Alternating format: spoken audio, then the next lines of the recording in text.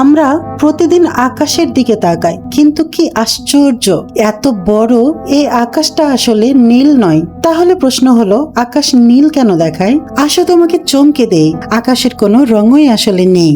এটি কেবলমাত্র সূর্যের আলো আর বাতাসের কণার খেলা। সূর্যের আলো সাদা দেখালেও তা আসলে 7টি রঙের সমাহার। যখন এই আলো পৃথিবীর বায়ুমণ্ডলে প্রবেশ করে, তখন ছোট ছোট গ্যাস কণা সেই আলোকে ছড়িয়ে দেয়। নীল রঙের তরঙ্গ দৈর্ঘ্য ছোট, তাই এটি সবচেয়ে বেশি ছড়ায়, আর সেই জন্যই আমাদের চোখে আকাশ নীল দেখায়। কিন্তু সন্ধ্যাবেলায় আকাশ লালচে বা কমলা দেখায় কেন? তখন সূর্যের আলো অনেক বেশি পথ পাড়ি দিয়ে আসে, ফলে নীল আলো ছড়িয়ে পড়ে যায়, আর বড় তরঙ্গ দৈর্ঘ্যের লাল ও কমলা আলো আমাদের চোখে পৌঁছায়। তবে জানো কি, চাঁদের আকাশ কখনো নীল হয় না, কারণ চাঁদের কোনো বায়ুমণ্ডলই নেই।